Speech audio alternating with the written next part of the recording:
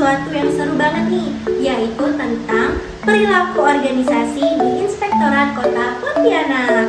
Dan bagaimana pegawainya bekerja? Bagaimana sih mereka berkoordinasi? Sampai bagaimana pemimpinnya mengatur ritme kerja, semuanya bakal kita kupas dengan cara yang simpel dan juga mudah dipahami. Langsung aja yuk kita mulai.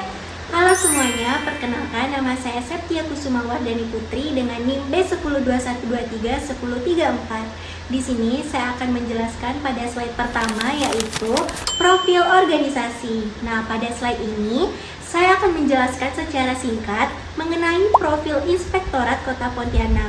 Nah, seperti yang Anda ketahui, Inspektorat merupakan lembaga pengawasan internal pemerintah daerah yang memiliki peran penting dalam memastikan proses pemerintahan berjalan dengan akuntabel dan bebas dari penyimpangan. Mereka melakukan audit, evaluasi, pemantauan, serta memberikan rekomendasi perbaikan kepada seluruh perangkat daerah.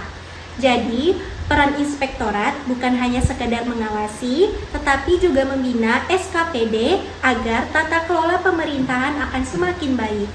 Mulai fungsi ini, inspektorat berkontribusi langsung dalam menjaga integritas birokrasi dan meningkatkan kepercayaan masyarakat terhadap kinerja pemerintahan daerah. Nah, kita masuk kepada pembahasan slide berikutnya, yaitu alasan memilih objek.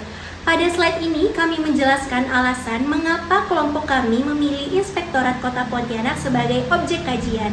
Kami memilih inspektorat karena lembaga ini itu sangat strategis teman-teman dalam pengawasan pemerintahannya, sehingga mereka memberikan contoh nyata bagi perilaku organisasi itu terjadi di dunia kerja yang sebenarnya. Nah, di inspektorat kami bisa mengawasi nih bagaimana pegawainya berinteraksi, bagaimana mereka itu berkomunikasi, bagaimana kerja timnya terbentuk, dan juga bagaimana pimpinannya mengambil keputusan.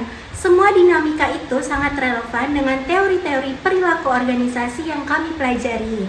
Selain itu, inspektorat juga menerapkan nilai integritas, akuntabilitas, dan profesionalitas yang kuat, sehingga membuatnya cocok sebagai bahan analisis yang kami ambil untuk mendalam. Nah, selanjutnya pembahasan slide terakhir yang akan saya jelaskan adalah metode pengumpulan data.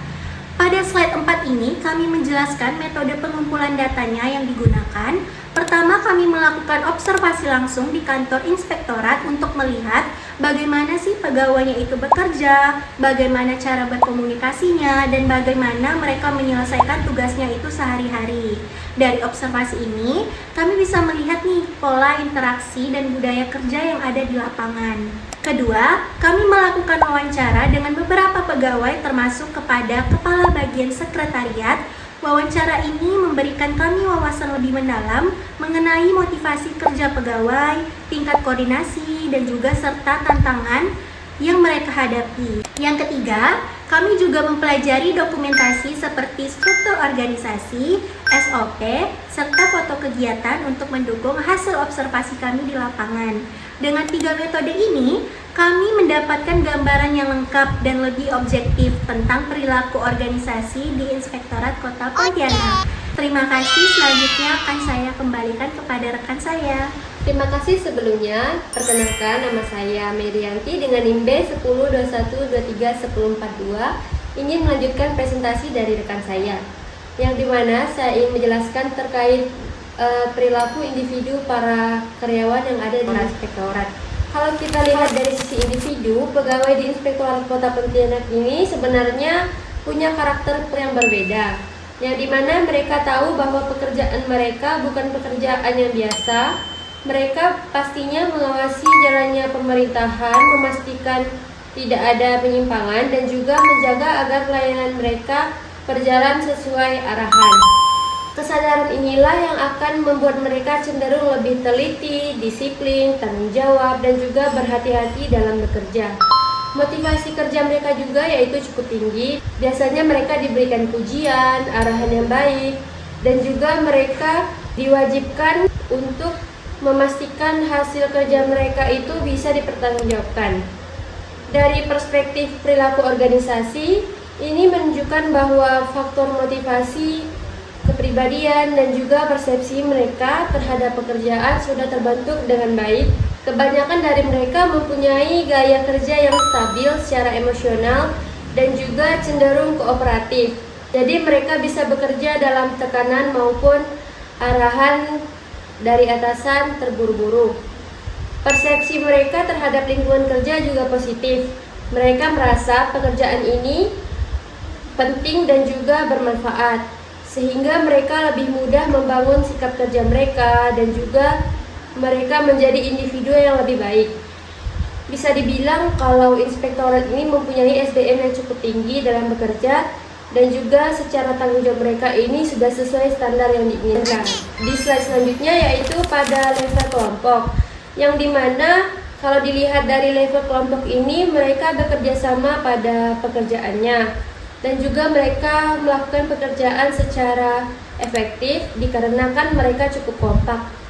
Nah, biasanya sebelum turun ke lapangan, mereka melakukan pemeriksaan tim dan juga rapat terlebih dahulu agar tidak ada kesalahpahaman.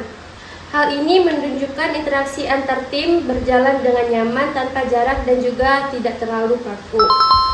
Kalau kita hubungkan dengan teori Tuchman, hampir semua tim sudah mencapai tahap norming hingga performing, yang dimana mereka sudah punya kesepakatan yang jelas dalam bekerja dan juga mereka sudah saling memahami ritme kerja mereka dan juga mereka akan mampu melakukan produksi kegiatan mereka dengan kondusif tanpa banyak konflik. Memang sesekali mereka ada perbedaan pendapat atau konflik, tetapi biasanya mereka membahas dengan perlahan dan juga dengan kesepakatan bersama.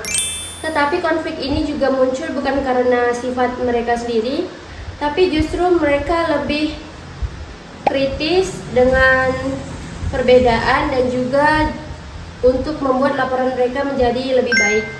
Jadi secara keseluruhan dinamika kelompok ini dibilang sehat dan juga mendukung peningkatan kualitas kerja. Sekarang kita masuk ke gaya kepemimpinannya, yang dimana pemimpin punya gaya yang cukup fleksibel dan juga dapat menyesuaikan situasi.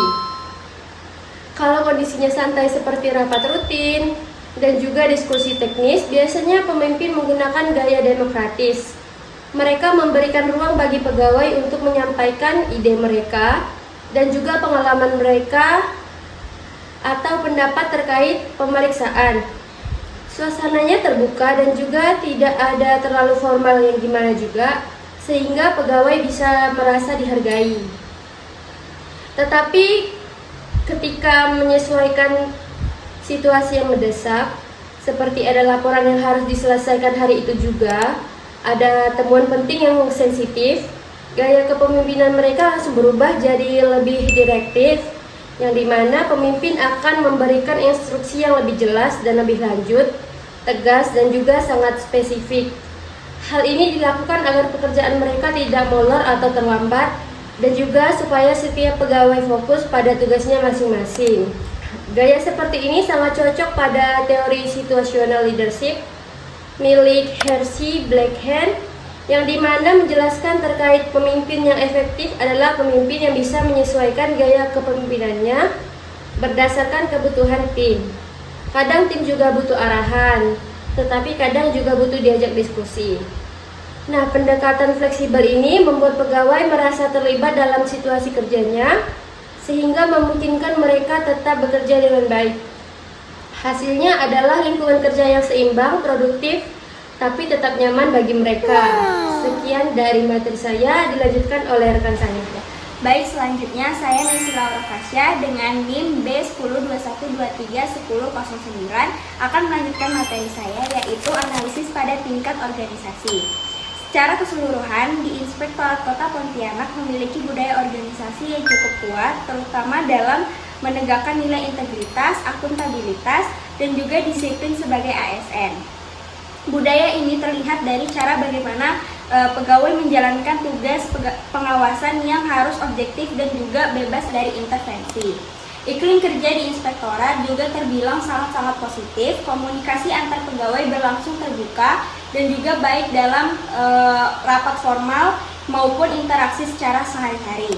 Hubungan kerja yang suportif membuat koordinasi antar bidang menjadi lebih mudah dan juga cepat. Selain itu, organisasi ini cukup responsif terhadap perubahan, misalnya melalui digitalisasi, sistem pelaporan penggunaan aplikasi WBS atau biasa disebut whistleblowing system, dan inovasi metode kerja yang lebih efektif. Upaya adaptasi ini menandakan bahwa inspektorat tidak hanya menjalankan fungsi pengawasan tetapi juga terus berkembang mengikuti kebutuhan zaman. Nah, di sini kami menghubungkan hasil observasi dengan teori dalam perilaku organisasi.